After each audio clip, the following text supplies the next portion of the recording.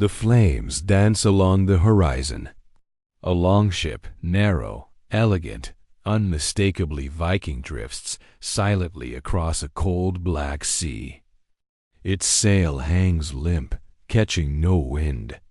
Then, with a hiss like the breath of a god, fire crawls up the prow. Sparks leap into the twilight sky. A moment later, the entire ship erupts in a roaring blaze. The silhouette of a warrior, sword crossed over his chest, glows one last time, then vanishes into ash. You've seen this image before. Movies, television, fantasy book covers, it's everywhere. The flaming Viking funeral ship. The grand farewell. A warrior's last voyage into Valhalla, carried by fire, wind, and waves. But here's a hard truth. You probably wouldn't survive the real thing.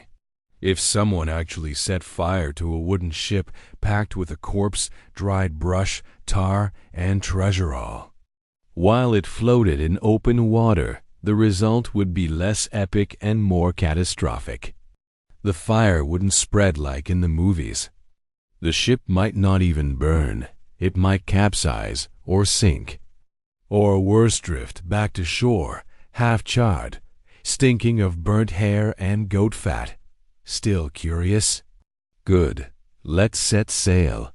And remember to subscribe to the video sharing channel so you don't miss the next time we set fire to history. Now, step into the mist. No need for sandals. This story begins where legend ends. The image of a flaming Viking longship funeral is more modern invention than historical record, but it didn't come out of nowhere. This fantasy of flickering flame and fading hero is rooted in real rituals, twisted by time, myth, and memory. To understand what really happened, we have to dig, sometimes literally. Enter the Oseberg ship. It's 1904. A farmer in Norway is digging through a low mound on his property, hoping for nothing more than extra farmland. But what he finds instead is a slice of history wrapped in soil. A Viking ship, 70 feet long, perfectly preserved, buried for over 1,000 years. Inside are the bones of 2 women, one elderly, one younger. And around them, riches beyond belief, tapestries, carved animal heads, buckets of apples, silk, a wooden sleigh, even a cart. There's no sign of fire. No pyre, no scorched remains. The ship is underground, not afloat. And the women? They were gently laid out. No weapons, no warrior armor. Just carefully prepared bodies wrapped in fine cloth. It isn't what you'd expect. But here's where the story twists. Some historians believe the older woman was a queen or a seeress. Others think she may have been sacrificed with the younger woman, because the younger one's bones showed signs of disease, maybe cancer. Perhaps her journey was expected, but the elder? Her identity is a mystery. Historians still debate whether she was the master or the servant, the priestess or the offering. There's more. The grave had been disturbed, looted, possibly. Some bones missing, some treasures gone. Whoever returned to the grave after its burial may have believed something valuable or dangerous remained. And the ship itself? Impossibly ornate. The prow is a serpent, curling like a wave. The wood is carved with intricate patterns, so fine they feel alive. It's less a vehicle, more sculpture. There's no flame here, no smoke, but what you're seeing is a ship burial, a real one. And it doesn't float. It doesn't burn. It's buried in the earth, like a wooden coffin for giants. But if the Oseberg ship was covered with soil and not sent out to sea, Then where did the flaming boat myth come from? It turns out we made it up. Or rather, 19th century romantic painters did. One in particular, Frank Dixie, whose painting Funeral of a Viking shows a long ship glowing with fire, set adrift under the northern lights. It's a beautiful lie, one so compelling, even historians started to wonder. Still, they searched for evidence. Did the Vikings ever really light boats on fire? Did they send warriors into the waves on flaming vessels? Some sagas say yes. The story of Baldur's funeral, for example, though Baldur was a god, not a man. His ship, Ringhorni, was set ablaze after he died. The flames were so hot that even Thor, the thunder god, had to use force to push it into the sea. But is that history or myth? Most real Viking graves found by archaeologists were ship-shaped but not seaworthy. Many were simply burial chambers, lined with wood. Others, like the Oseberg, were full-size ships buried under mounds of turf. The fire, it seems, was symbolic. The real burning happened on land, not on water. And often, there wasn't fire at all. Instead, there were offerings. Take the apples. A strange fruit to bury with the dead, no? But they show up again and again, possibly as food for the afterlife, or maybe symbols of fertility, or immortality. No one really knows, or the sled found in the Oseberg grave, despite no snow being present at the time. Perhaps it was meant to carry the women through the underworld, or maybe it had ceremonial purpose. Again, debate reigns. There's even a carved cart, brightly painted, unlike anything else from the Viking world. Some believe it was meant for religious parades. Others think it held the dead as they were wheeled to their final resting place. But here's something truly bizarre. No weapons, none. For two supposed Viking women of high rank, that's unusual. Which raises questions. Were they peaceful leaders? Or were their weapons taken, erased by those who buried them? And speaking of erasure, what happened to the fire? Why has flame become the symbol when soil was clearly the method?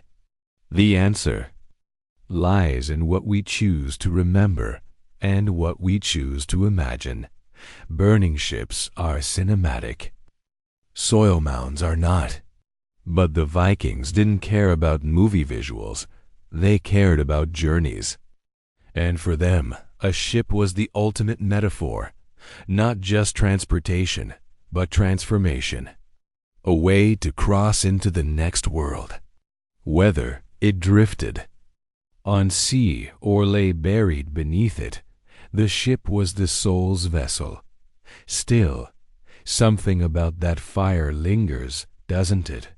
It's hard to let go of that crackle of wood, that last orange glow. Maybe it never really happened. Maybe it happened once, and we remembered it forever. Or maybe the truth is hiding in another grave, waiting to be uncovered by someone who still believes in fire. The wind howls over a Danish field, brushing tall grass like fingers over harp strings. Beneath this gentle sway lies something strange, a low mound, almost invisible, its outline blurred by time. When archaeologists cut into the earth, they find more than just bones, antlers, feathers, burned wood, and a broken ship. This is no grand longship like Oseberg. It's shattered, warped, blackened in places. The bones inside are fragmented too, some scorched, others clean. At first glance, the scene looks chaotic, even violent. But it's what lies with the body that puzzles researchers most. A deer skull placed carefully at the chest. A cluster of feathers tied with thread, iron nails all bent into strange spirals. And deep beneath it all, traces of ash. It's not quite a cremation, not quite a burial, something in between, and something very old. This is the Ladby ship burial, found near the Danish town of Kerteminde in 1935. A ship grave, yes, but one that refuses to follow any neat Viking funeral script. The ship is real. Its outline still visible in the soil, but there's no wooden hull left, only an imprint, like a memory pressed into the ground. And the body? Gone. Most believe it was stolen long ago. But the burial goods remain, in disarray, burned in places, and strange in composition.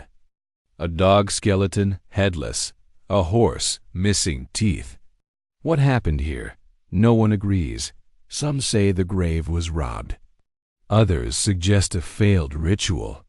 Historians still debate whether the ash and fire remnants mean the ship was meant to be burned, and the burning interrupted, or whether it was symbolic, a staged moment meant to invoke fire without ever lighting a full blaze. But there's something else that complicates things. Among the burnt offerings were tools and objects that weren't Viking in style at all. A foreign bit of ironwork here, a bead from the east there. Someone, it seems, wanted this grave to reflect far more than just local customs. And that deer skull, it wasn't just thrown in. It was positioned anatomically centered, jaw resting over the chest cavity, almost like a mask or a guardian. Here's where the odd takes over from the historical. In many Norse myths, antlers symbolize passage between worlds. Deer travel silently through forests, vanish into fog, and return with knowledge. Some Siruses wore cloaks made of fur and bone. Could the skull be a spiritual token?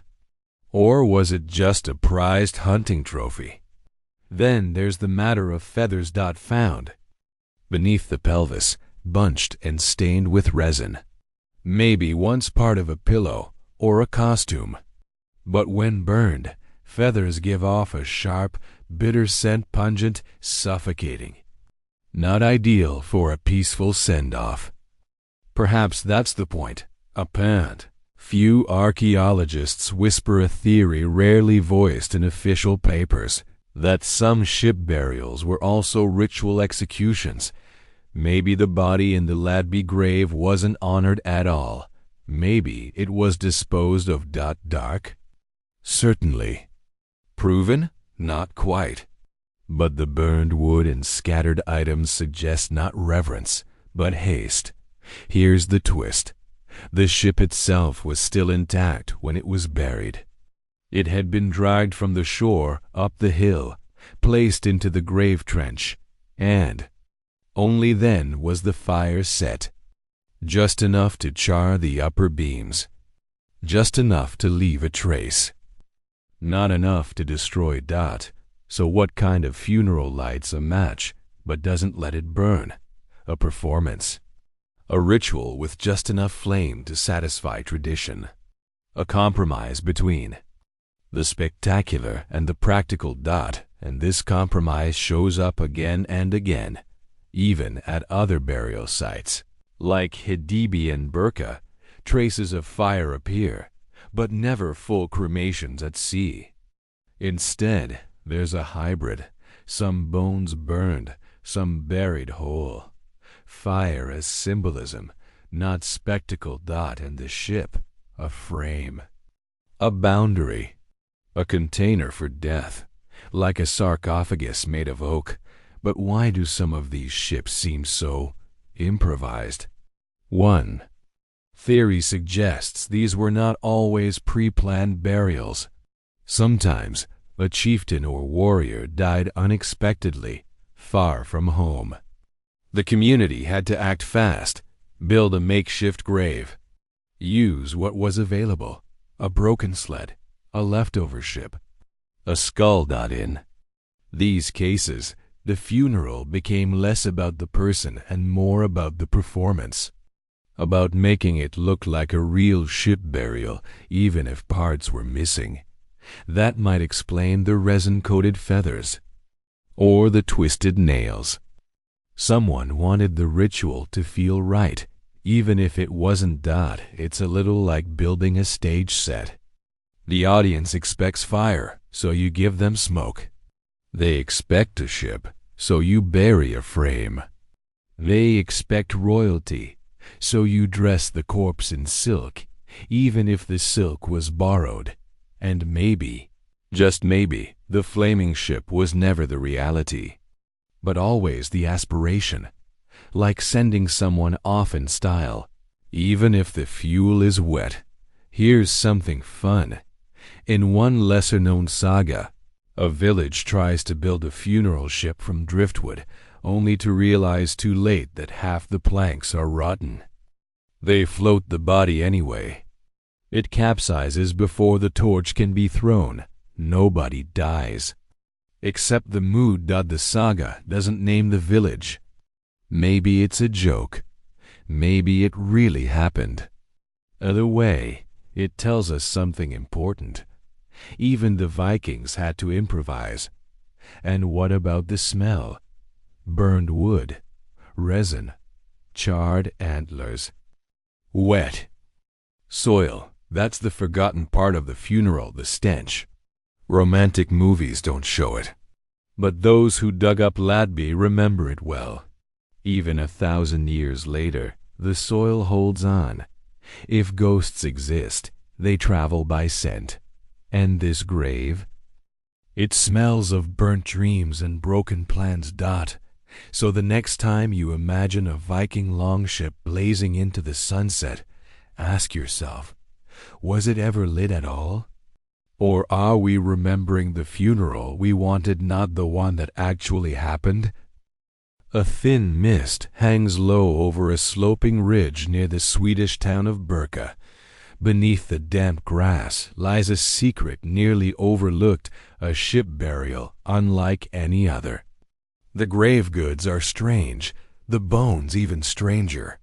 And at the center lies a woman dressed in fine clothes, surrounded by weaponry, game pieces, and 2 horses. At first, no one paid much attention.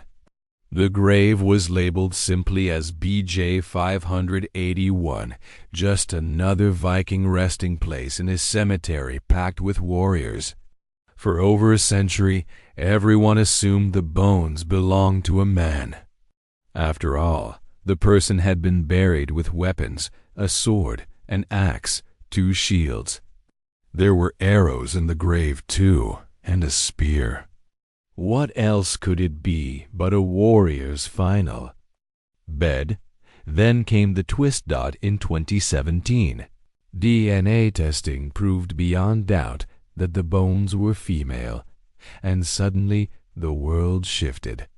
A female Viking warrior, buried with a full weapon set, in a ship grave. The shock rippled through the academic world. Some scholars embraced the find. Others resisted. Historians still debate whether she was a real warrior or if the weapons were symbolic, meant to represent male relatives or perhaps laid out as ritual props. But the bones tell their own story. This wasn't a token burial. The woman was strong, tall, over 40. And her grave was one of the richest at Birka. She'd been buried with the honors of a leader, and she wasn't the only one. Across Scandinavia, more female remains have begun to surface in prestigious graves, some with boats, others with carriages, cloaks, tools, and yes, weapons. The Oseberg women, buried together in a spectacular ship, remain the most famous. But they, too, challenge the old assumptions. What roles did these women play? Priestesses, queens, warriors, or something else entirely? One theory suggests the Oseberg grave represents a vulva Osiris in Norse society. These women were believed to walk between worlds, guiding the living and speaking for the dead. They wore cloaks of feathers, carried staffs tipped with metal, and were both revered and feared. Oddly enough, one of the items buried with the Oseberg women was a wand-like object capped with a spiral-shaped iron point. Not quite a weapon, not quite a tool. Something else. Something ceremonial. And here's the oddity. When early archaeologists unearthed the Oseberg site, they treated the discovery like a footnote. 2 women in a ship? Surely not important. It took decades for researchers to return to the site with fresh eyes, and when they did, they found something chilling. The younger woman's body was ravaged by illness, possibly cancer or Paget's disease. Her spine was twisted. Her movement would have been limited. Yet she was wrapped in silk and laid in state, surrounded by objects of power. Was she the one being honored? Or was the older woman the one buried with her responsible for the burial itself? The idea of shared burials shows up in multiple Viking sites. Sometimes 2 women, sometimes a man and a woman. In rarer cases, 3 or more individuals. These aren't mass graves. They're carefully constructed, intimate, symbolic. Not always peaceful. At one Swedish site, a ship burial contained the body of a man and what appeared to be a teenage girl. Both were positioned as if seated, backs against the curve of the hull. But the girl's skull bore a hairline fracture, and her teeth were shattered. Sacrifice? Accident? Murder? No one knows, but the practice of burial with others, especially those not of equal status, suggests a deeply layered belief system. Death wasn't a solo journey. It was theatrical, symbolic, sometimes political. A chieftain might be buried with slaves to show dominance. A priestess might be buried with animals to mirror a sacred myth. A woman might be honored with weapons, not because she fought, but because she wielded influence no less sharp. Here's something fascinating. In one grave near Gotland, archaeologists found a woman buried with the pieces of a dismantled ship and a loom. The ship was real, but intentionally taken apart. The loom had been burned. Fire and wood, creation and destruction. Was it a message or a riddle? In Norse cosmology, ships weren't just transport.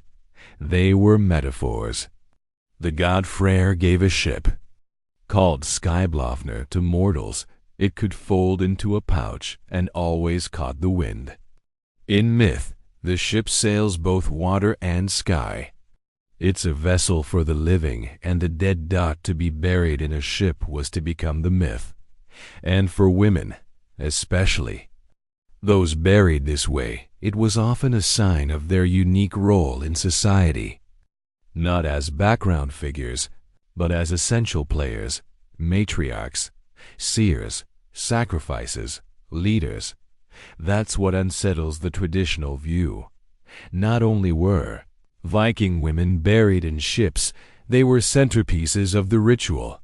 Still, the question lingers. Why did we forget? Blame the early chroniclers. Most Norse history was written down by Christian monks long after Viking society collapsed. They had little interest in promoting the idea of powerful pagan women. Over time, the ship burials became generalized. The fiery male warrior sailing into the sunset became the default. But history is trickier than legend. And in the dirt of Burka, the truth refuses to stay buried. One archaeologist joked that if the BJ 581 warrior had been buried with a broom instead of a sword, no one would have questioned her gender. But because she held weapons, the entire story of Viking women had to be rewritten. So yes, women had ship burials, and sometimes they even had weapons. They weren't side characters. They were the voyage. A damp breeze carries the scent of smoke over a windswept hill on the Isle of Man. Here, shards of charcoal peek from the turf, mingling with rusted rivets and fragments of wood. Not a single grand ship remains, only scorched timbers and collapsed beams. Yet this small mound tells a story of multiple fires, each marking a ritual interrupted or repeated. You remember the grand graves of Oseberg and Birka, where ships lay silent beneath the earth. But across the Viking world, not every funeral was a single flawless blaze. Instead, archaeologists have uncovered sites where charred remains appear in layers, as though the rites were performed again and again.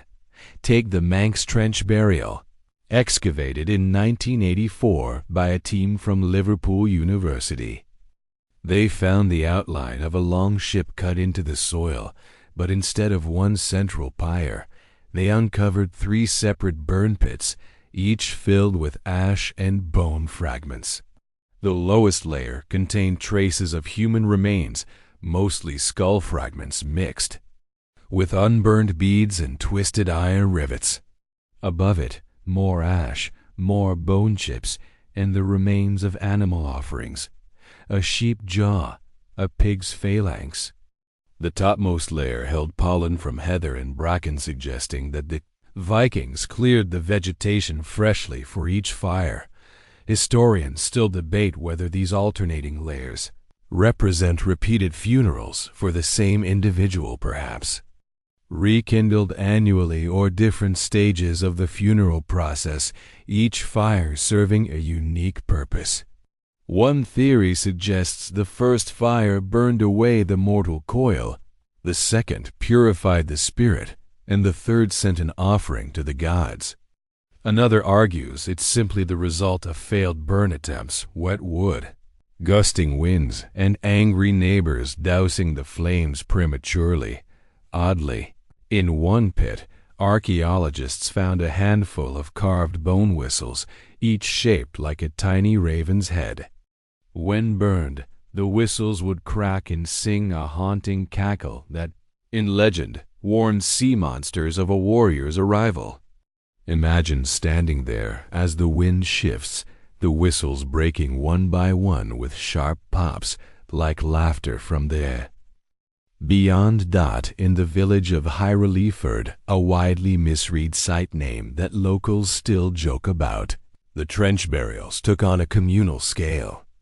Excavators uncovered 6 burn areas arranged in a rough circle about 20 feet across. Each zone contained fragments of wood that traced the outline of small boats no longer than 10 feet. Human remains were minimal, mostly clusters of teeth and vertebrae, while the majority of the ash came from goat hides, likely meant to carry the dead across the water of the underworld. Here's a curious detail. Goat hides, when singed, emit a sulfurous odor that stings the eyes. One senior archaeologist described the smell as like badly cooked eggs mixed with wet wool, definitely not the serene, otherworldly scent you'd imagine for sending loved ones off. It's almost a joke. The dead get a grand funeral, but the living get a nose full of regret. And yet, the ritual persisted. Villagers returned each season to rekindle the fires, adding fresh offerings, dishes of barley, twisted metal pins, carved stones. Perhaps each new layer honored a different aspect of death, memory, mourning, and release. Then there's the case of Horbjörn's Hill in Iceland, where volcanic soil preserved 5 distinct ash beds separated by layers of turf. Each layer corresponded to a funeral for a single chieftain, King Horbjörn the Stout, who died, was exhumed, reburied, and exhumed again over a span of 20 winters. Legend says his soul needed time to find its way, and each exhumation served as a guidepost. But critics dismiss this as myth. Historians still debate whether the ash layers mark exhumations or whether subsequent fires were accidental. Campfires, agricultural burn-offs, even lightning strikes.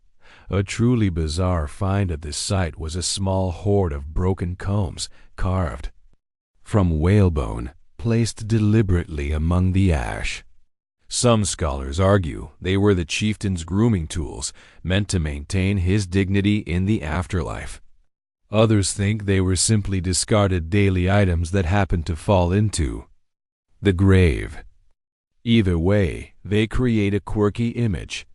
Horbjörn, hair perfectly coiffed even as he drifted toward hell.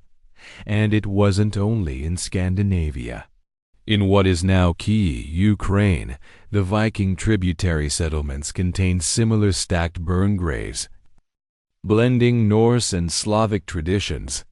At one site, 6 fires formed a spiral pattern, each lit with pine resin bullets that crackled like gunfire. The smoke rose in a twisted column, visible for miles. Imagine villagers gathering to watch, debating whether the spiral signaled a safe passage or a warning to enemies. Some scholars suggest the spiral symbolized the journey of the sun rising, setting, and rising again, an eternal cycle that mirrored the soul's voyage. Others argue it was simply a decorative flourish meant to impress. Historians still debate whether symbolism or spectacle drove these complex rituals. Behind every charcoal layer lies a question: why multiple fires? Practicality might offer part of the answer. Wood acting as pyre fuel could be scarce. Rain could turn the pile to wet clumps. So a small fire, quick and hot, would burn a portion, then be allowed to die down before another could ignite a fresh section. This stop-start method ensured at least some bone fragments reached the proper state for burial without requiring heroic amounts of kindling. But perhaps the real explanation is deeper, a belief in stages. First, the body is released. Then, the spirit is cleansed. Finally, the passage to the gods is sealed. Each fire a doorway, flickering momentarily before closing again, and maybe that's why some Vikings returned year after year to nourish the flame, to check on the soul, to remind the ancestors that they were not forgotten. As you imagine the flicker of those layered fires, think of the smoke as a conversation between mortals and gods, past and present, earth and sky. The gaps between the flames become as meaningful as the blaze itself, because in the end, a Viking funeral wasn't one grand gesture.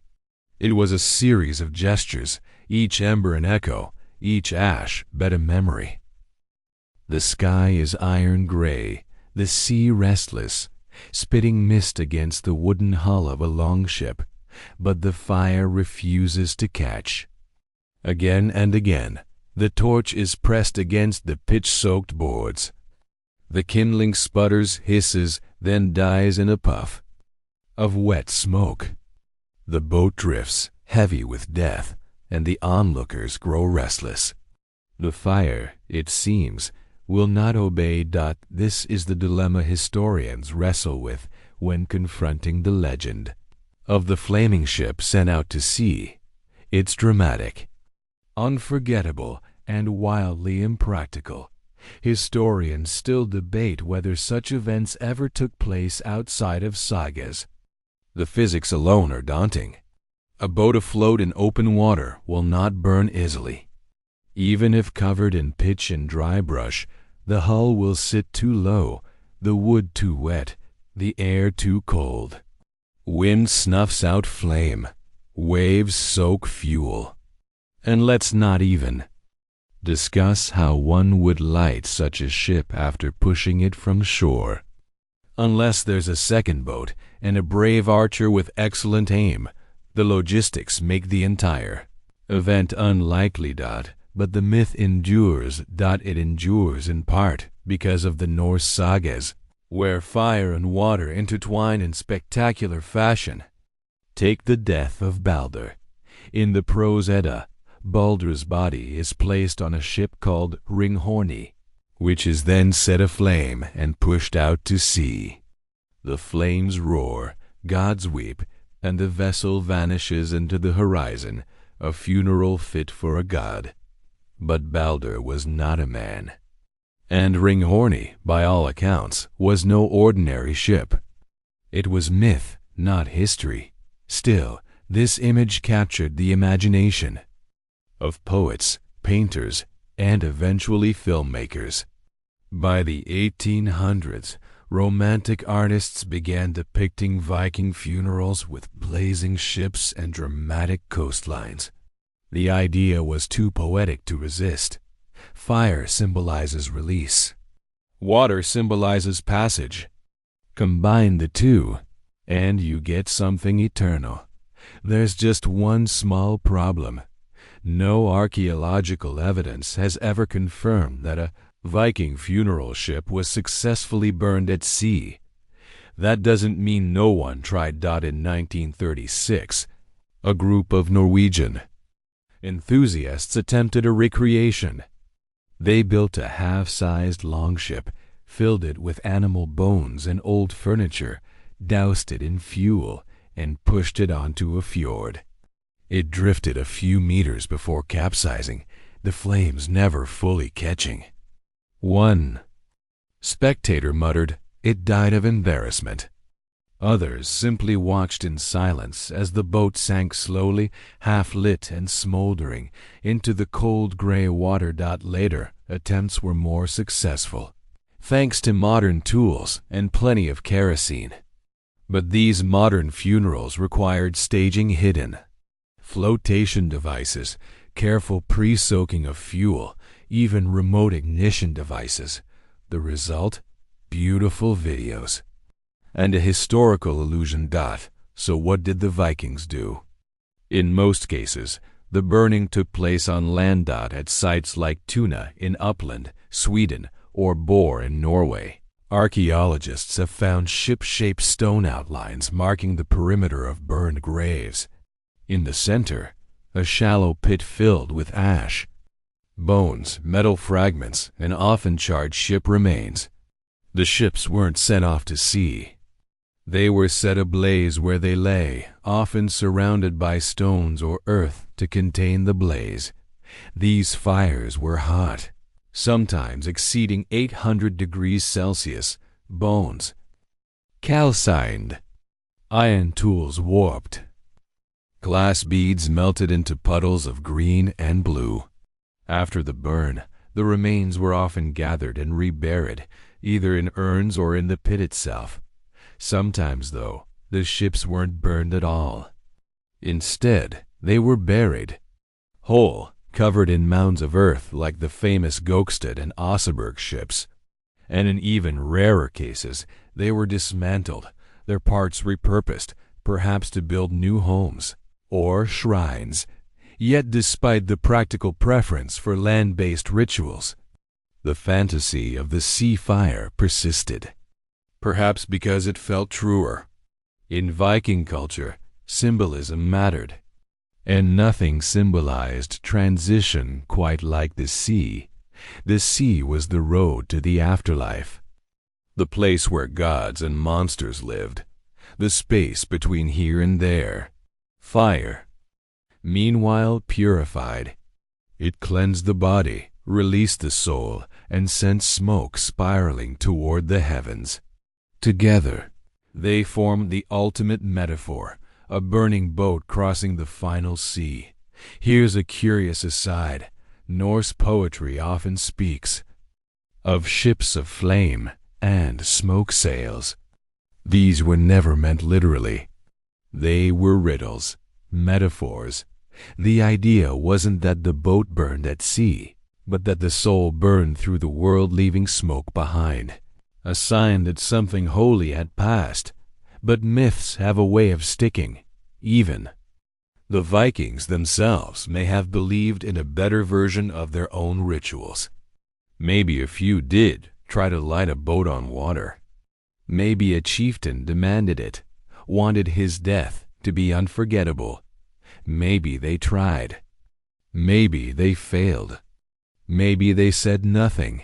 And maybe that silence became legend. Modern researchers sometimes joke that Vikings must have had better fireproof boots, because the number of supposed funeral fires doesn't match the practicality of their clothing or environment.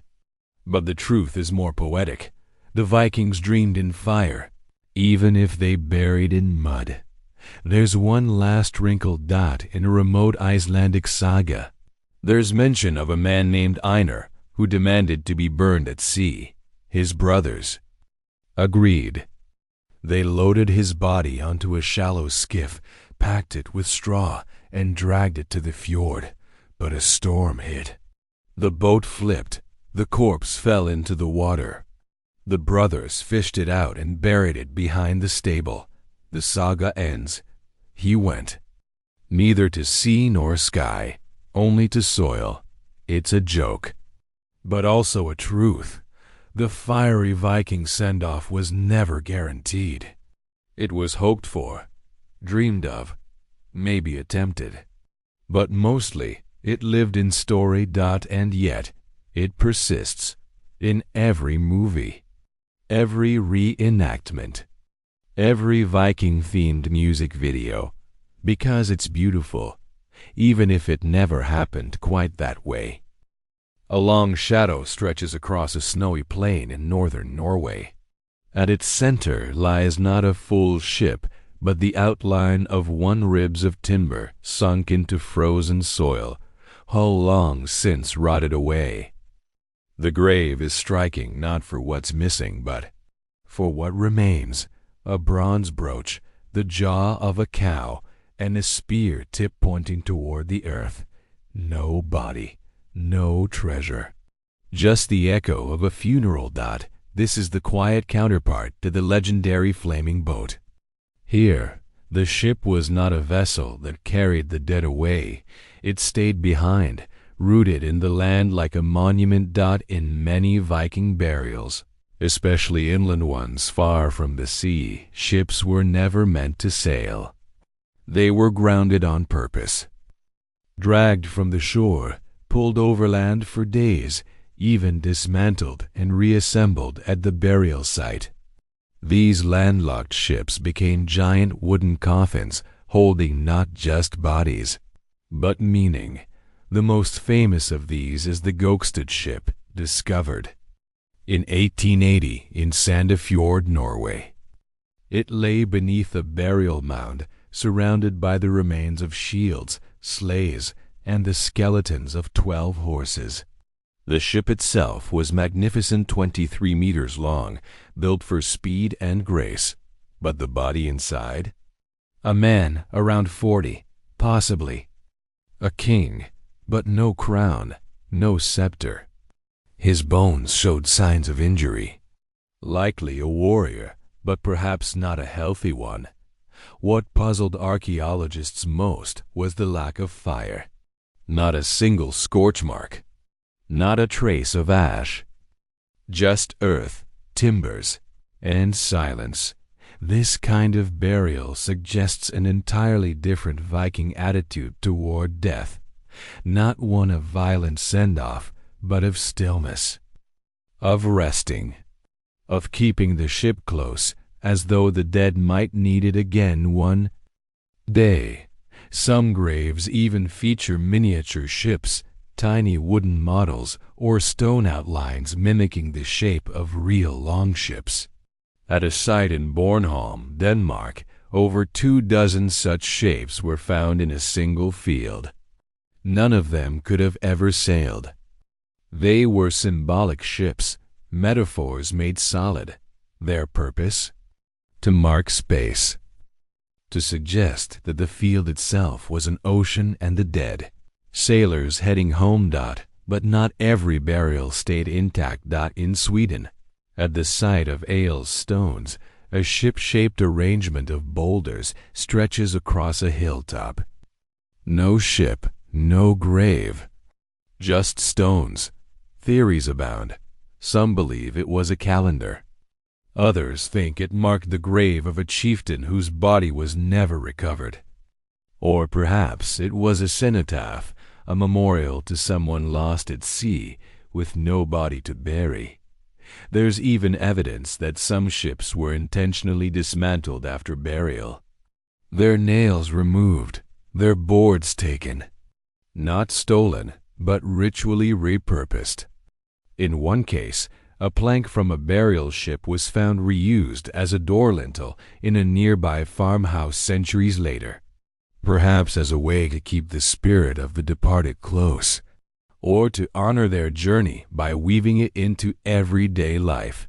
But one of the strangest findings comes from Kopang, an early Viking trading town. Here, a burial pit held not a ship, but the ghost of one, a trench shaped like a longship with no wood inside. Instead, it had burnt soil, animal bones, and iron fittings. The ship had either been completely destroyed or never built.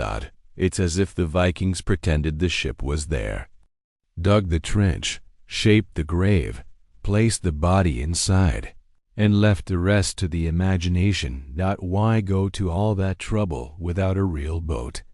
Wood may have been scarce. Or perhaps the act of building the grave was enough. Maybe they believed the dead didn't need an actual ship, just the idea of one. In Norse belief, the afterlife wasn't one fixed place. A warrior might go to Valhalla, a child to hell, a seeress to the underworld. The path varied depending on how you lived, how you died, and who you were. But almost every path involved travel. And in the Viking mind, travel meant ships. That's why some graves, even those without actual boats, include oars. Just oars. No hull, no sail, no keel. As if saying, you'll need these. The rest you can build on the way. And sometimes, the ship wasn't for the person who died, but for the people left behind. In one rare find from Gotland, a woman was buried with a ship, but facing the wrong way. Her head pointed toward land, not sea. The ship's prow was aimed at her village, not the horizon. One archaeologist suggested this wasn't a vehicle, but a barrier, a symbolic way to prevent her from returning. Why? No one knows. She wasn't buried with weapons. Her grave goods were modest, beads, a spindle, and a small wooden bowl. But the orientation of the ship suggests fear, or perhaps respect. Perhaps both. Historians still debate whether these reversed burials were a form of magical protection, or simply mistakes made by local gravediggers. Here's where things get even stranger. In a few scattered graves across northern Sweden, ships were found at all, but the bodies were buried in a posture identical to those placed in ships, curled, facing east, arms crossed, as if the ship were invisible or imagined, or made of dreams. These are sometimes called phantom ships. The body lies as if on a deck, the soil shaped like a hull, but no wood, no fittings, just the story, because in the end, the Viking ship burial was about more than wood or fire. It was about transition, a movement from life to death, from land to sea, from known to unknown. Whether the ship floated, burned, or stayed behind didn't matter as much as what it meant. And what it meant was this: the journey isn't over. The body may rest, but the soul continues, even if the boat never leaves the ground. A cold wind coils through the fjords of Vestfold, brushing across the burial mound of Bor, once a power center of Viking nobility. Beneath its grassy swell lie the outlines of ships long gone, their forms pressed into the soil like faded dreams. This is the site of royal funerals, but unlike Oseberg or Gokstad, the ships here were burned thoroughly. Nothing but twisted nails and ash remain, and in that ash, something odd, tiny fragments of glass gaming pieces, still flecked with blue and white paint, half melted, some fused together. Pieces from a Nefatov set of Viking board game played by nobles, generals, and thinkers. It was a game of strategy, not luck dots, so why throw it into the fire? Possibly to honor a mind sharp in life, or, some believe, to give the dead entertainment in the afterlife. Others argue it's a challenge to the gods of final, fiery puzzle to prove the deceased was clever enough for Valhalla. Or maybe it's just a Viking joke, because burning glass in a funeral pyre doesn't do much besides create dangerous confetti. Historians still debate whether the presence of such items reflects true beliefs or simply status display. Look what he owned. Look how clever he was. Look how rich. But if it's all performance, it's an oddly whimsical one. Bor also gives us evidence of chained graves. Yes, you heard that right. One burial included the rusted remains of iron shackles buried near the legs. Not worn, not locked, but placed as if in warning, as if to say, stay where you are. Don't rise. Some interpret this as symbolic binding for someone dangerous, a warrior whose spirit might seek revenge. Others argue it was a symbolic punishment, a way to shame the dead in death. Still others point to saga references about the drog-restless Viking undead who walk at night and haunt the living. Chaining them was the only way to keep them quiet. And then there's the smell again. Charred bone, blackened wood, scorched wool. Viking pyres weren't romantic. They stank. Nearby villages would know a funeral was happening not by music, but by the sour, greasy smoke rolling over the hills. In fact, one Swedish law from the early 1000s forbade burning bodies within town limits due to the smell and fire risk. Imagine that. Your ancestor passes, and the first decision is how far away to drag them before setting the fire. One scholar dryly observed that Viking funeral pyres must have been equal parts grief and logistics. That doesn't mean they lacked reverence. At Lindholm Huge in Denmark, dozens of stone ship outlines still trace the ridgeline of a low hill. The dead were burned, first cremated in a central fire pit, and then the stones were arranged afterward in the shape of a ship around their ashes. A sort of reverse construction. The fire, then the form. Some ship shapes are small, just 3 meters long. Others are nearly 20. No wood remains.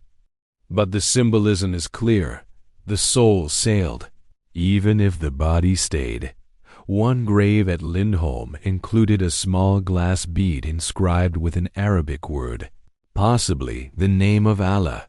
It had traveled over 1,000 miles before landing in a Viking woman's grave.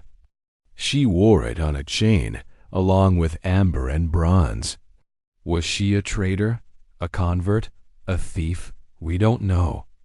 But her grave held no weapons. Just coins, beads, and a small wooden spoon, and it was burned. Even now, the cremation bed glows slightly. Under infrared scan, centuries-old embers remembered by the earth. Nearby, another grave had no body. Only bones from animals, dog, cow, pig, bird. Carefully arranged, no ash, no fire. Just bones and boat-shaped stones, a funeral without a corpse, a placeholder, or maybe a ritual offering in place of a person who never came home. You begin to realize that Viking funerals weren't one thing. They were a vocabulary, a mix-and-match ritual system. You could bury or burn, use a real ship or stones, include treasure or trash. The variations weren't mistakes. They were choices, and the choices told a story. A chieftain might receive 12 horses, silk banners, and a longship. A blacksmith might get his hammer, a meal of boiled grains, and a ring of iron. A woman might be buried with her loom, her cat, and a bucket of berries. Yes, berries. Found in multiple graves, still read after all this time, possibly as food for the journey, or a symbol of life continuing. Or maybe just a favorite snack. One odd case in Gotland involved a man buried with a wooden duck. Not a totem or statue. A duck, whittled, with stubby wings and painted eyes. Scholars are baffled. Was it a toy, a joke, a message? Or perhaps a warning? Don't take Viking burials too seriously, because behind the weapons and bones, behind the smoke and sagas, behind the glass beads and gaming pieces, there is something deeply human, grief and love expressed with fire and form. The dead were not sent off identically. They were sent off personally, and the ships, whether carved, burned, or imagined, they carried more than bodies. They carried memories. It begins with silence, on a narrow rise in a field near Roskilde, Denmark. A peculiar pattern in the earth emerges under ground-penetrating radar, the gentle curve of a hull, flanked by rows of dark stains in the soil, each one the shadow of a post driven deep into the earth over 1,000 years ago. No ship was ever found, no body, no treasure. Just earth, marked with intent. This was no Viking longhouse. These were the traces of what archaeologists now call a ship-shaped enclosure, a wooden palisade deliberately built to mimic the shape of a long ship 40 meters long and 10 wide. Inside it, a simple grave, a man buried with a single axe, a comb, and a cluster of cherry pits. Yes, cherry pits, scattered around the body like seeds from a forgotten meal or maybe a favorite memory. Were they placed there as food for the journey? Or did they symbolize something more personal, something that only those who buried him understood? The Vikings didn't leave explanations. They left puzzles and the shape of the enclosure. Ship made of wood posts instead of planks raises fascinating questions. Historians still debate whether this was meant to replicate a ship burial in areas where boats were too valuable to bury, or if it symbolized an abstract vessel of the spirit, a passage through form, not function. What's clear is this: the ship was the shape of honor. If you couldn't afford a ship, you mimicked one. If you couldn't mimic one, you used stones. If you had nothing, you still laid the body as if on a deck spine to soil, hands across the chest, head tilted toward the sea. But sometimes the sea wasn't nearby. Inland burials dozens of kilometers from the nearest fjord still used ship outlines. At Jelling, Denmark, massive stones trace out a 350-foot-long ship shape across a field. At the ends, two enormous burial mounds rise like waves. One holds a man, possibly King Gorm, the other a woman, possibly Queen Thyra. Between them, the longest symbolic ship in all of Viking archaeology. No actual ship, no sails, just space made sacred. What's more, The shape of the ship isn't symmetrical. The bow is longer than the stern. The lines curve strangely. Some researchers suggest it was never meant to be exact. It was emotional geography. The ship doesn't need to sail. It only needs to feel right. Nearby, a runestone bears one of the earliest mentions of Denmark as a nation. The ship here isn't just a burial. It's a statement. Viking burials were never just about death. They were about identity, who you were, where you came from, what kind of journey you deserved. And nowhere is that clearer than in the hybrid burials found in northern Scotland. On Orkney, Norse settlers adapted their ship burial traditions to local materials. They used stone slabs instead of timber, seaweed for padding, and filled their graves with both Scandinavian and Celtic objects, axes next to brooches, beads next to carved stones. One such grave contained a young boy buried in the outline of a ship made entirely of flat rocks.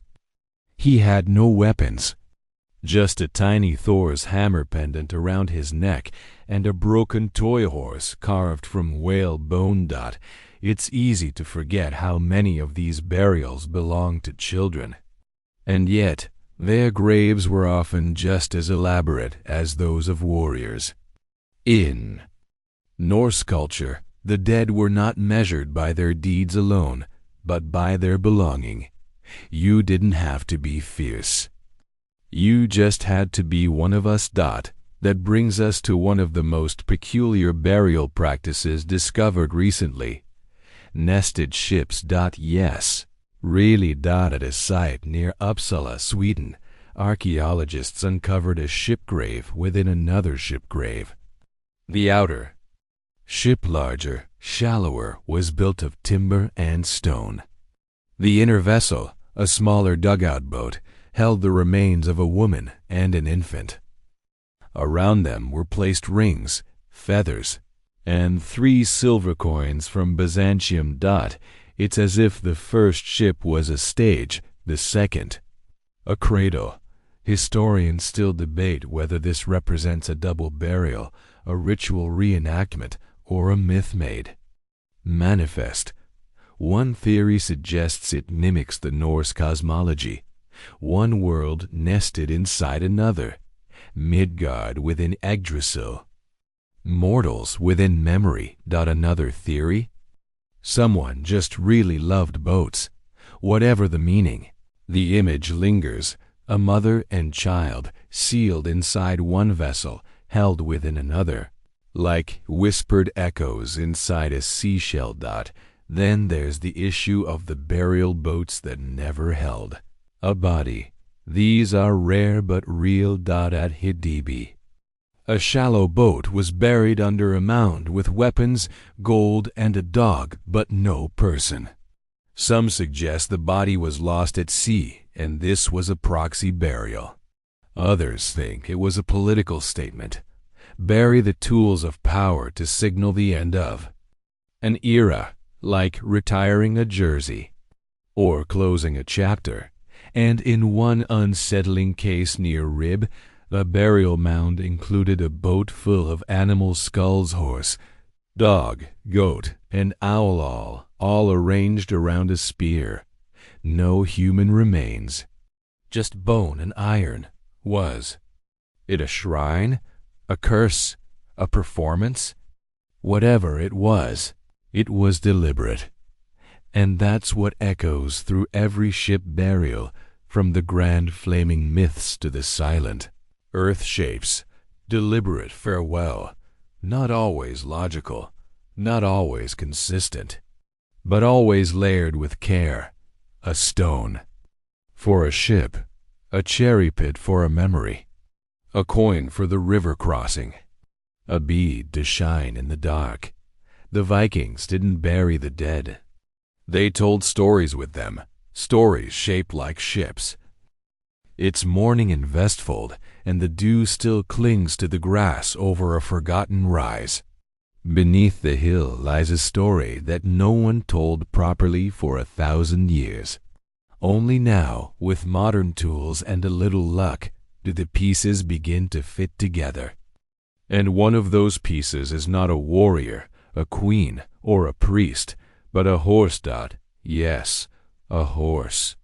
Not ridden into battle, not sacrificed in fear, but buried carefully, deliberately beside a Viking ship.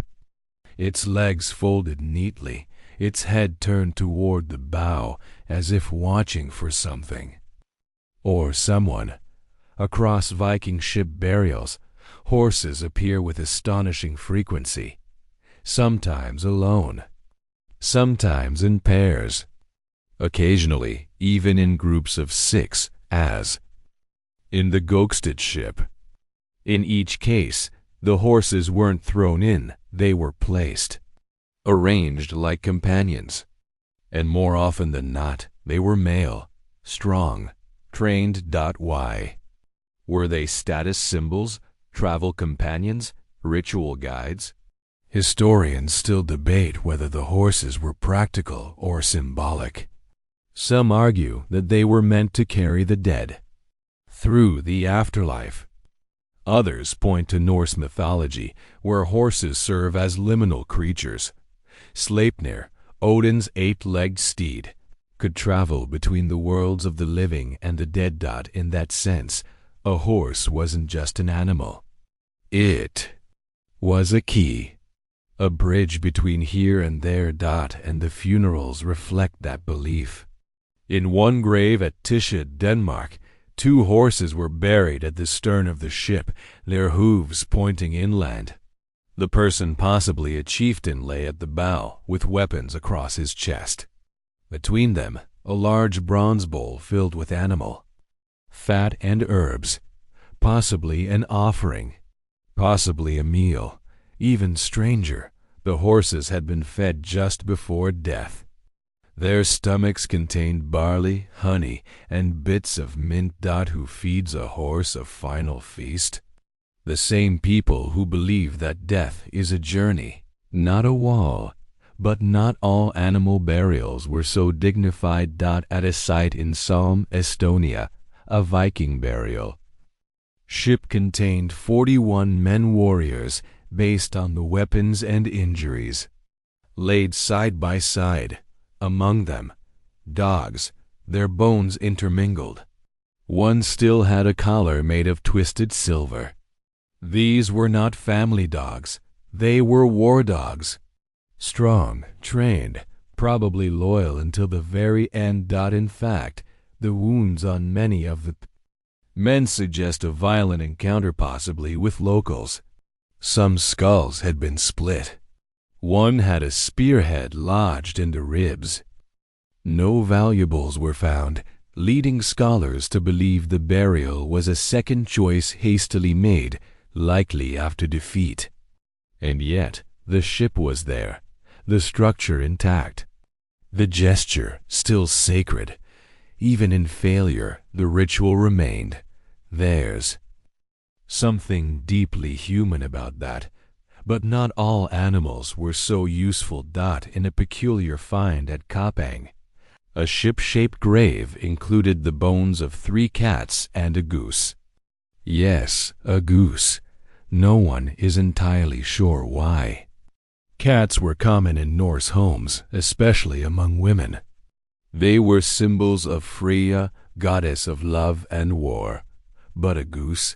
Perhaps it was a pet. Or perhaps it represented something entirely lost to time. Whatever the reason, the animals weren't random. They were part of the narrative. The dead didn't leave alone. They were sent with friends, guardians, or symbols of power. And in one extreme case, even an enemy. Near Firecat, a chieftain's grave included a bound body at the foot of the ship. Legs tied. No weapons, no grave goods. For years, the assumption was that this was a servant, or perhaps a slave sacrificed for the funeral. But newer research suggests otherwise. The skeleton bore signs of long term. Injuries healed fractures. A shattered jaw. His teeth were not worn like a laborer's. His ribs had been broken multiple times. At different stages of life. In short, this was someone who had been tortured over time, not worked to the bone. Some speculate he was an enemy buried in subjugation to the chieftain as a final insult. Others think he may have been a symbolic prisoner, part of a ritual binding, to keep bad spirits away. Whatever the case, the ship was not his. He was cargo. And that leads us to one of the most haunting finds in Viking archaeology, the ship with no remains, discovered at Ardnamurchan, Scotland. This grave featured a small clinker-built boat about 5 meters long, buried under a mound of stone.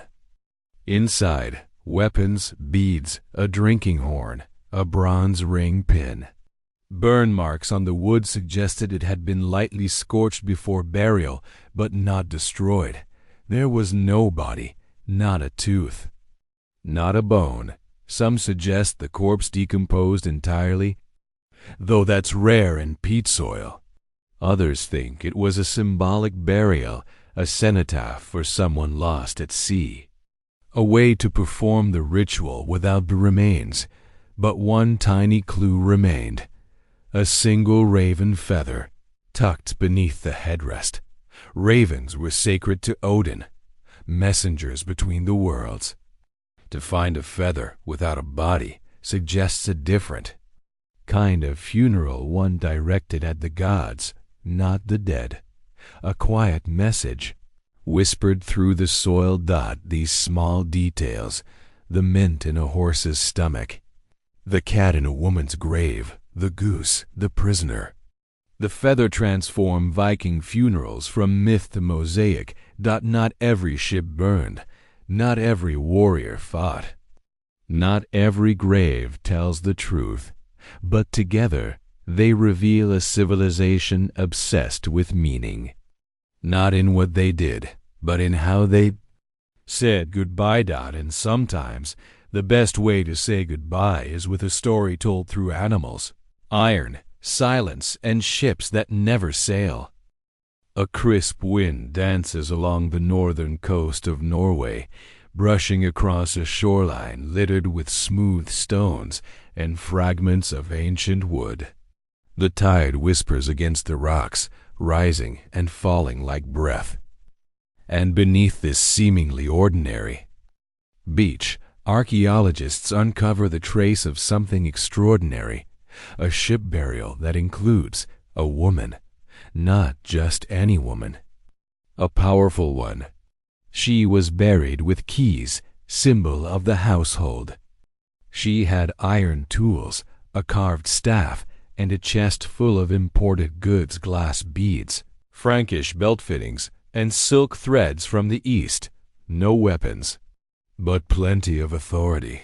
For years, Viking burials were assumed to reflect male power kings, warriors, raiders. But as more ship graves are unearthed, a different picture emerges, one where women were not only buried in ships, but buried with symbols of control. In one of the most famous cases, the Oseberg ship, 2 women were buried together in an ornate vessel surrounded by treasures, sleds, animal bones, woven tapestries, carved wood animals, and cooking gear. The ship itself, nearly 22 meters long, had been pulled inland and set under a mound, never burned. The elder woman had worn fine clothes, eaten well in life, and suffered from cancer before her death. The younger woman's identity is still debated. A servant, a daughter, or possibly a priestess. But it's the ritual tools found in the burial that raise eyebrows: wands, a bucket decorated with serpents, and the famous Boda bucket showing a figure in meditative pose. Historians still debate whether these 2 women were queens, shamans, or something else entirely volar. Perhaps seeresses, women said to communicate with the gods and travel. Between Worlds and Trance. The Oseberg ship isn't just a funeral, it's a stage. And the show it hosted was both sacred and political. Later texts mention that certain women led funeral rites. They were called Lickler Kona, women of the keys. They didn't just run households. They ran transitions, from life to death, from memory to myth. At Ladby, Denmark, another ship burial holds the remains of a man, possibly a chieftain, buried in a 21-meter vessel. But within the grave were found fragments of female garments, mixed in with animal bones. The leading theory? A woman was present at the funeral, possibly as an officiant, possibly as a participant in some unspoken ritual. And then there's the enigmatic grave at Bjørring. Here, a woman lay with silver-bound tools, a wagon, and incense burners. Her grave was covered with a ship-shaped mound, though no vessel was found. She may have traveled without a hull, but not without meaning. Curiously, some graves of powerful women also contain ritual restraints. In one case, iron rods crossed over a woman's chest and pelvis. This wasn't a crime scene. It was deliberate. Some scholars suggest it was protective magic, ensuring that the woman, possibly a seeress, remained in the underworld and didn't return. It's a chilling idea. Even in death, her presence was feared or respected. Or both, but not all female. Graves are so solemn. In one humorous case, a woman buried with a full feast fish, berries, bread, and mead was also interred with what appears to be a gaming board, but no pieces. Scholars argue about whether she was meant to play in the afterlife, or if someone just forgot to pack the pawns. Perhaps it was a joke or a prank. Let her figure it out when she gets there. And who says Vikings didn't have a sense of humor? Another oddity. Several female graves include bells, tiny bronze or iron chimes found near the waist or chest. When shaken, they make soft, high-pitched sounds, possibly to call spirits, or maybe just to announce arrival. A kind of spiritual doorbell. More recently, scholars began to re-examine long-dismissed graves once labeled low status because they lacked weapons. Many, it turns out, belonged to women of influence. Their tools were domestic but expensive. Their clothes were plain but dyed with indigo and madder, both costly imports. One such grave in Hidibi included not only keys and cloth, but a tiny silver ship pendant, no longer than a thumb. A delicate replica of a longship worn on a chain. The detail is astonishing. Oars, shields, even a dragon head prow. Was it just jewelry or a statement? Some believe such pendants marked women connected to maritime families, wives of shipbuilders, daughters of sea captains, mothers of raiders. Others think they were symbols of ritual authority, passed down like priestly badges. Historians still debate whether these women were simply rich, or if they held sacred roles that the sagas quietly ignored. The absence of women's names in Viking war tales doesn't mean they weren't present. It may just mean they were recorded differently through objects, through ship burials, through the whispers of soil and wood. And through ships themselves, because to be buried in a ship, full-sized or symbolic, was to be important. And more, we find women in those ships. They weren't just passengers. They were navigators of culture, of ritual, of inheritance. Sometimes their presence is subtle, a spindle tucked beside a spear, a necklace hidden beneath a helmet.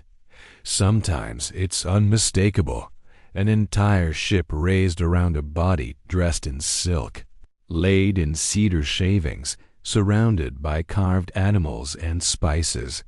The journey mattered.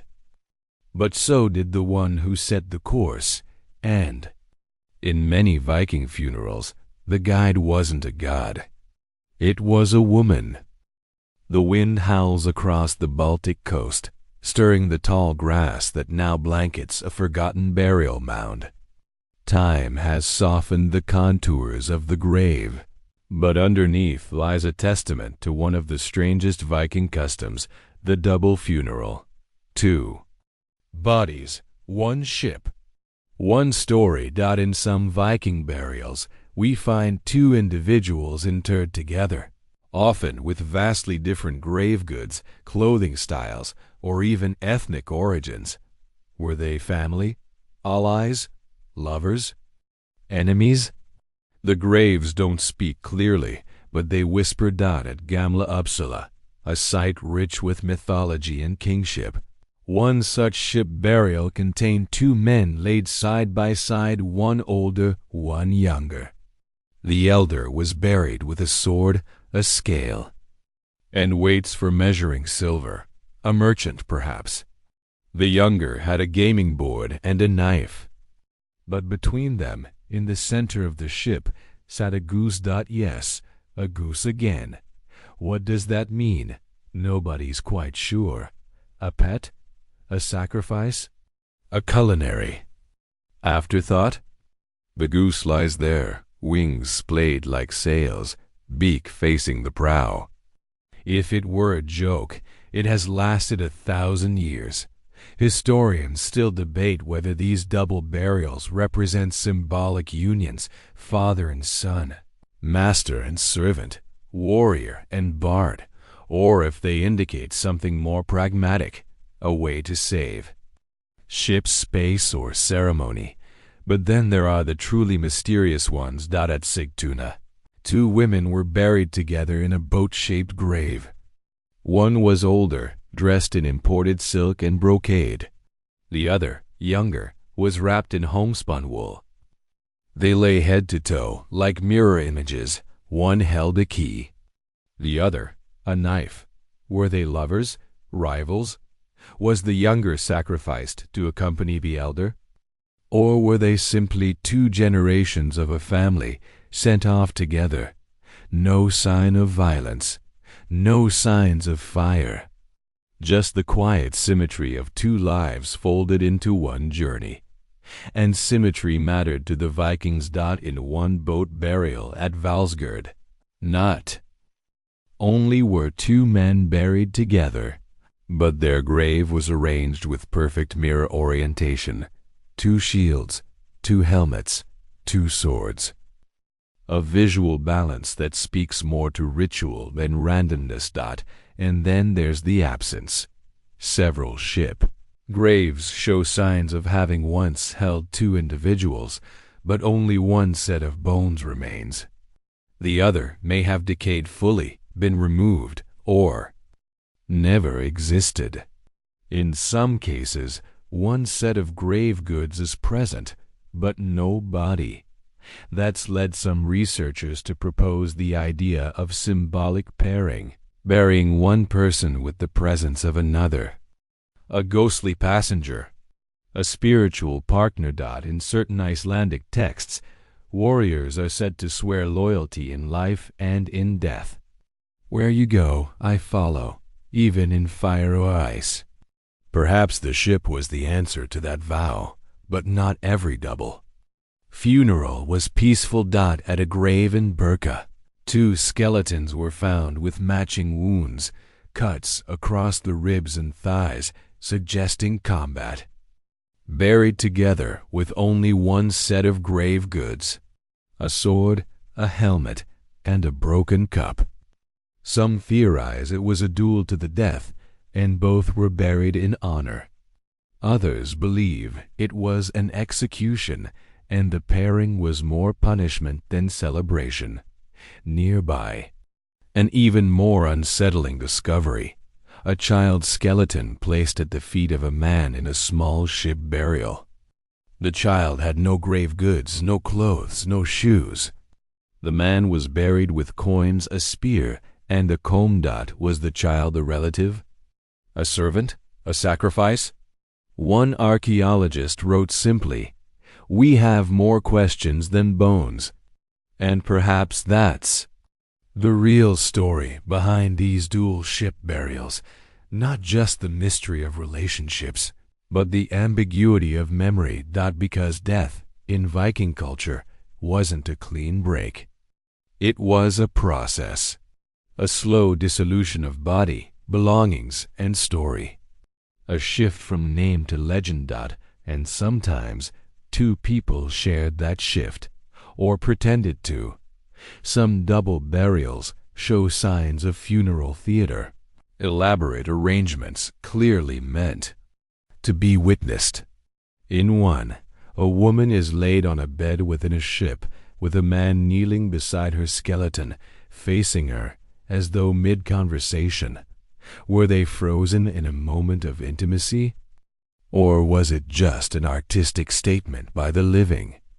In Norse sagas, there are tales of lovers burned together, warriors entombed side by side, even of enemies forced to share a pyre. One story tells of a warrior who demanded his killer be buried with him so they could argue in death for eternity. A joke, perhaps, or a warning. At its heart, the ship, real or imagined, was a stage, and every burial a kind of performance.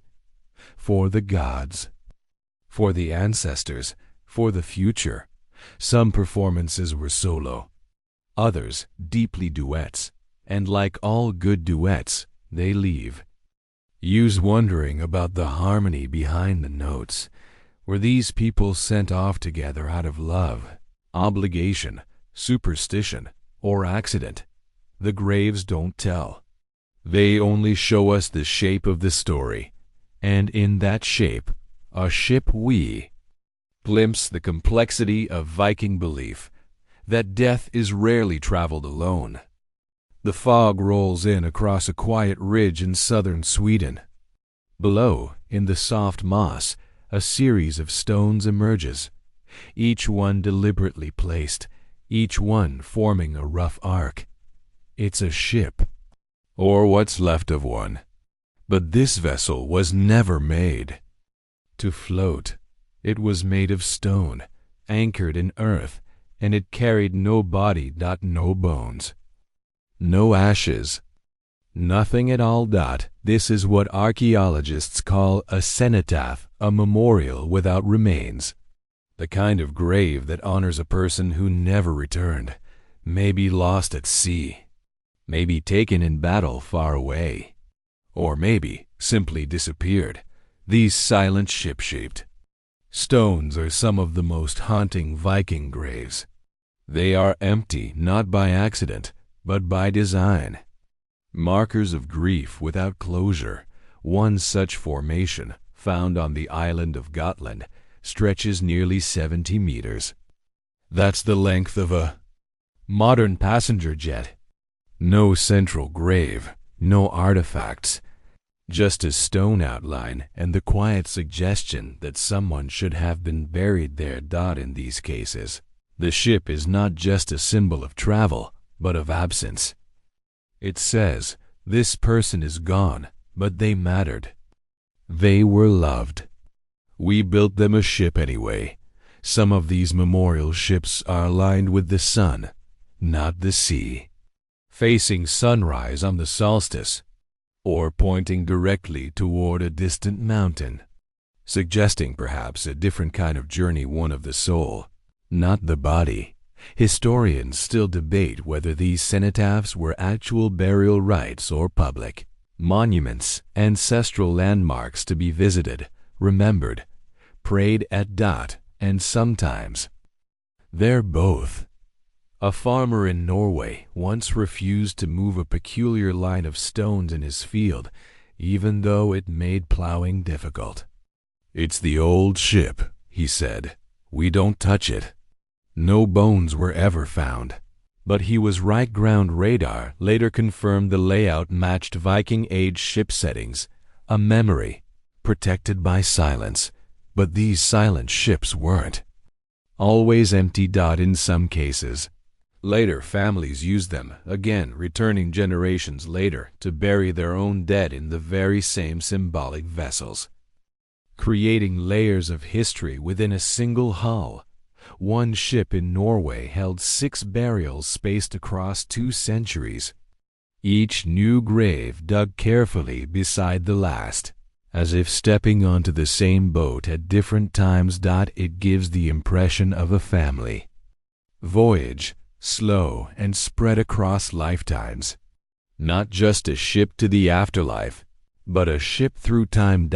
And speaking of time, some ships were meant to mark it. At Einunske, the largest burial mound in Sweden, 5 ship settings fan out like spokes from the hilltop. Their alignment? Astronomical.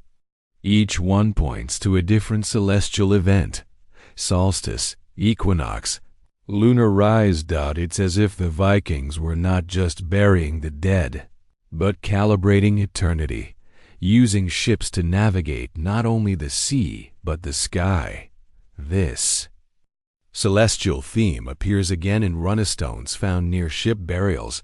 One stone reads, "He sailed west, never returned, but we remember." Another features a stylized longship beneath a crescent moon, its oars like lines of verse. The ships weren't just graves. They were poems, grief carved into stone, myth hammered into metal, memory shaped like a hull. And in some places, the ship was the poem. In Denmark, a burial ship discovered in Slagels was found to contain not a person, but a full-length runic inscription carved into the ship's interior panels. The message? A lament, a description of the deceased's life, travels, victories, written not on stone or parchment, but into the vessel itself. The ship wasn't carrying a person. It carried their story, and the story endured. Even today, we can read the runes and feel the ache of remembrance, the love, the pride, the loneliness. This was someone worth a ship, worth words, worth remembering. But even these poetic ships pale in comparison to one of the rarest finds of all, a burial without a grave. Yes, that's right. Near Lake Mälaren, Sweden, archaeologists discovered a Viking longship sunk deliberately in a shallow inlet filled with rocks and iron tools, but no body. A deliberate act of scuttling, like retiring a ship with honors. The boat was whole, functional, valuable, and yet it was buried at sea. Why? Some believe it was meant to honor someone who had already sailed away, their ashes scattered, their body unrecoverable. The ship became their echo, resting in the water they once crossed. Others see it as a temple offering, a gift to the gods in exchange for a good harvest, a healthy air, or safe passage. Whatever the intent, the result is unmistakable. The sea received a ship not as transportation, but as tribute. And in that act, we glimpse the deepest truth of Viking funerals. It wasn't always about who you were or how you died. It was about how you were remembered. The ships burned, buried, scattered, or simply shaped from stone were memory vessels, containers for legacy, anchors for grief, even when no body remained. Even when no one could name the dead, they built a ship anyway. In a quiet meadow near Høst, Denmark, archaeologists carefully lift soil from what seems at first to be just another Viking grave. But as the dust falls away, a startling pattern emerges: the remains of 3 shields stacked like pancakes. Beside a crushed helmet and a pair of broken swords, no body, no ship. But clearly, something important was laid to rest here. This grave is what some experts call a warrior's echo, a symbolic burial of gear and honor, with or without a corpse. Sometimes these were made when a body could not be recovered. Sometimes they were crafted for ceremony, a way to bury a reputation. And sometimes they were lies. One grave, discovered at Repton in England, was long believed to hold a mighty Viking leader. His bones were large, his weapons polished, his coins marked with royal seals. But recent DNA tests reveal the truth. The body was male, yes, but not old, not a general, and not Scandinavian. The theory?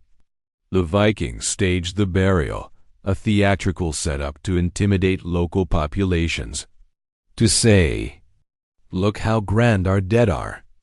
A form of psychological warfare, centuries before propaganda. And it worked. The locals left records describing the terrifying Viking kings buried in golden ships. But the gold, the ships, all gone. All imagined. Historians still debate whether these types of burials were made for actual remembrance or performative. Fear. In either case, the story outlived the truth. But let's not forget some Viking graves were real spectacles. Take the incredible case of Sutton Hoo. Yes, technically it's Anglo-Saxon. But the connection to Viking ship burials is unmistakable. A full ship over 27 meters long, buried with treasure, armor, feasting gear, and a helmet that now defines an era. No body was found, only chemical traces, but the burial echoed the same message seen in Scandinavia. Death deserves majesty. It was meant to be seen, remembered, perhaps even envied. And in the Viking world, envy was a kind of immortality. One Icelandic saga describes a chieftain whose ship funeral was so extravagant, it bankrupted his family. But when asked if it was worth it, the son said, "Now his name will live longer than mine." Another tale tells of a woman who demanded not to be buried in a ship, but in the keel of her favorite longboat, stood upright like a monument. Her grave became a navigational landmark, even in death. Vikings aimed to guide the living. This blending of function and symbolism appears in one of the most perplexing discoveries near Trelleborg, a shallow burial pit containing the pieces of a ship carefully disassembled, then stacked like firewood planks, ribs, mast, oars. Alongside it, the skeleton of a man in a curled position, wrapped in wool and fur. His body unburned, his skull marked by a healed fracture. Was this an attempt to rebuild the man as they would rebuild the ship? Or was it an inversion burying both tools and captain, but denying the voyage? Curiously, the ship's planks were marked with runic letters A to L in sequence, possibly a construction guide, or perhaps a spell, a runic way to bind the ship and the soul to the earth. We don't know. But the presence of so many layers, ritual, craft, belief speaks volumes. In some coastal sites, ship burials were placed on cliffs overlooking fjords. The deceased laid to rest in a vessel pointed seaward, almost as if still watching for returning sails. In one poignant case, a woman's grave was found in a small boat set high on a rocky ledge. She had no weapons, only fishing hooks, net weights, and a small iron bell.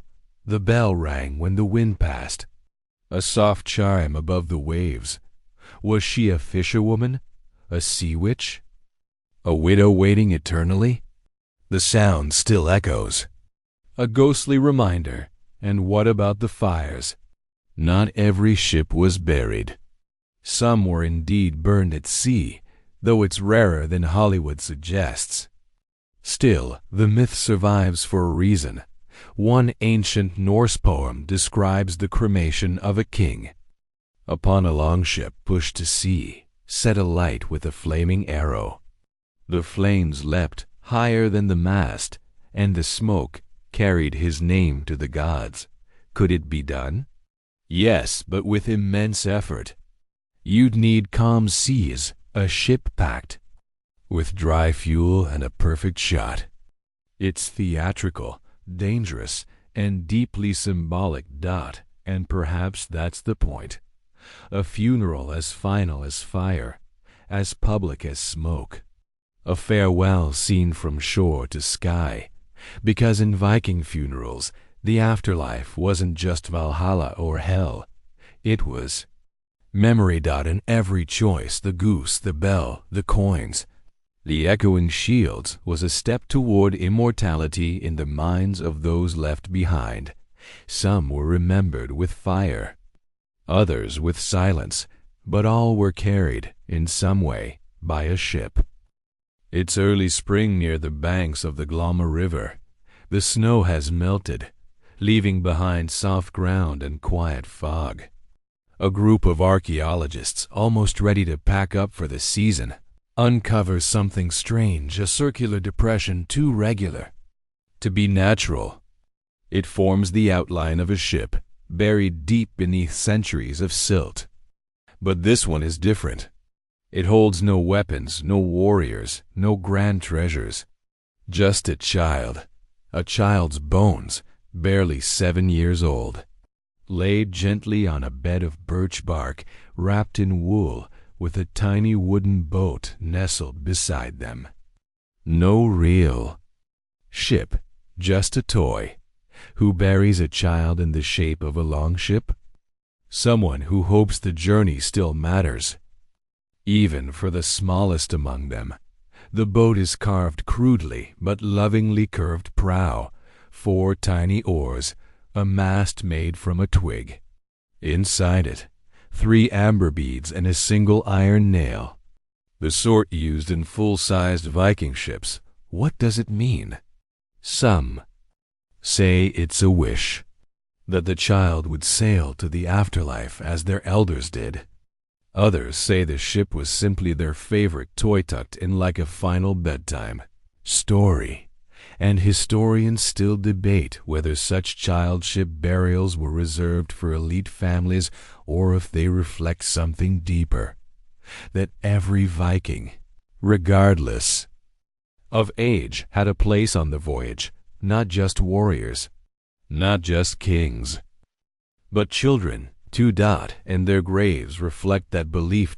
In another site near Burka, a boat-shaped grave held a girl of about 10 years old. She wore a necklace of glass and bronze, and at her feet was a small animal skull, possibly a dog, possibly a fox. She had no weapons, but she was laid with as much care as any adult. The ship, in this case, was no more than stones arranged in a boat's shape. But the message was clear. She sails now, not away, but onward. This care for young lives extended even further. In some rare cases, entire families were buried together in symbolic ships. One famous site at Kapang revealed a triple burial: father, mother, and child arranged in the center of a boat made from upright stones. Around them, fragments of devons of Domdire. Around them, bowls, pieces of game boards, and a shared comb. A comb. Something so everyday, so personal. Not a warrior's tool, a human one. Even in death, the Vikings understood what was worth remembering. And sometimes it wasn't the people, it was the craft itself. In coastal villages where shipbuilding thrived, some graves included miniature tools, tiny axes, hand planes, even chisels carved from bone. These weren't toys. They were tokens, perhaps of an occupation, perhaps of a passion. One old man was buried with a scaled-down keel beside him, just 2 meters long, made of oak, with copper nails. It was never meant to sail, but it was built with care. Sanded, smooth, waterproofed with resin. His actual ship, long gone. But here, in this grave, he had a part of one, and it brings us to an idea rarely discussed in Viking funerals. Practice. Yes. Practice. Archaeologists have found shallow pits containing incomplete ship shapes, test carvings, and burned fragments of small boats. Some believe these were training grounds, young shipwrights learning to shape hulls. Others think they were ritual rehearsals, funeral preparations made before the real ceremony, like marking the path before the parade. And then there's the case of the ghost ships found in peat bogs or riverbeds. These ships are nothing more than impressions, soil compressed into a boat shape with only a few rusted nails or planks remaining. No bodies, no treasure, but the outline holds. It's like a shadow of belief. The ritual so strong it left an echo in the earth. Sometimes these ghost ships are found far from any known burial site, leading some to suggest they weren't burials at all but offerings. Symbolic ships buried without fanfare to appease the gods, or to seal a deal, or to say thank you for safe passage. There's even one find where the ship was filled entirely with stones, each one round, smooth, clearly gathered from the shoreline. No body, just weight. And intention. Like saying, we meant to bury someone, we couldn't, so we bury this. A quiet apology, or a promise kept.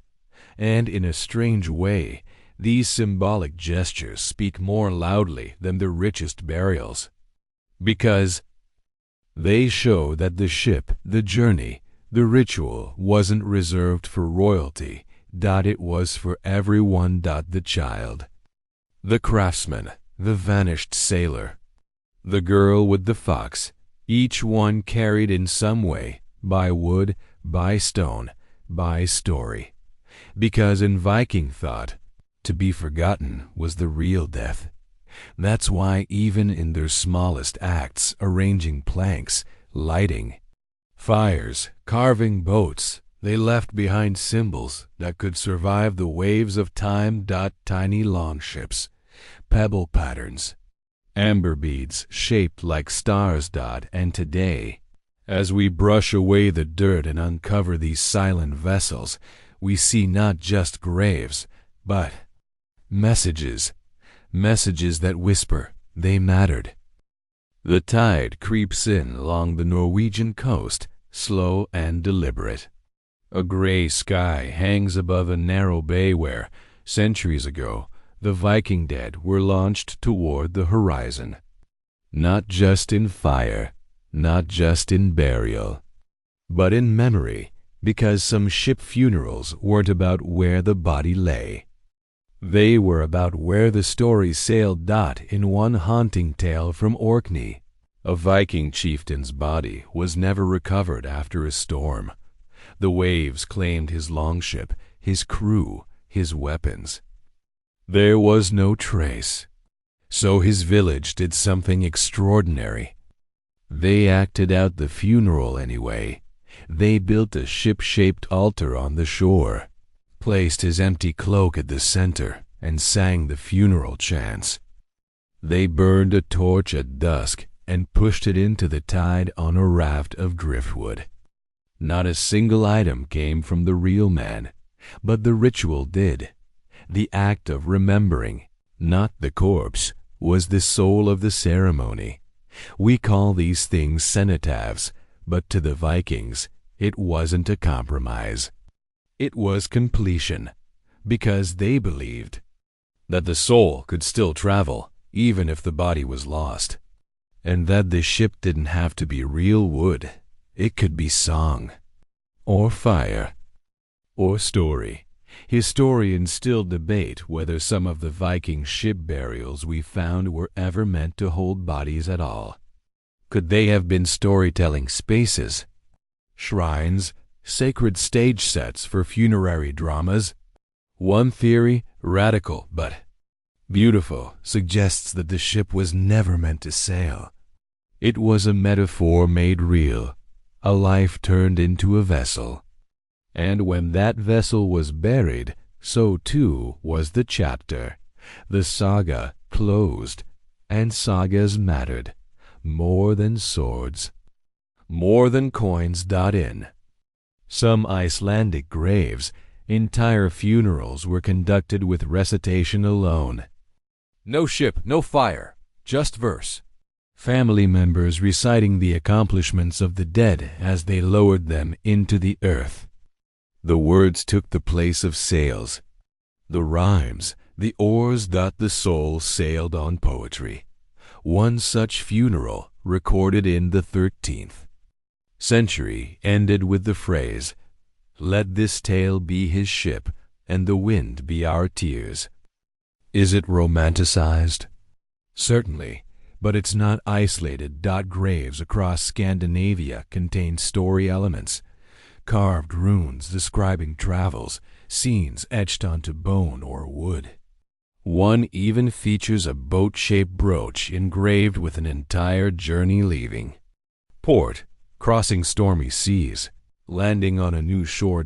It's as if the Viking dead weren't just remembered, they were narrated. That urge to be remembered shaped everything. It explains the obsession with details, the goose, the bell, the folded horse. These weren't casual inclusions. They were symbols in a larger narrative map, and like any good map, it needed direction.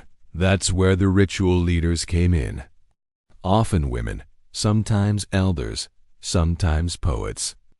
They didn't just preside over the burial. They wrote it, like directors of a final performance. At Nezdovo, a Viking site in Russia, a burial mound contained a burned boat fragment, a copper bowl, and a wax tablet still legible. The inscription? A list of names, perhaps of the dead, perhaps of those remembering. Either way, it was a cast list for the last voyage. But the most poetic ship burial of all may not be in the ground. It might be in the sky. One runestone in Sweden depicts a stylized longship sailing under the arc of a crescent moon.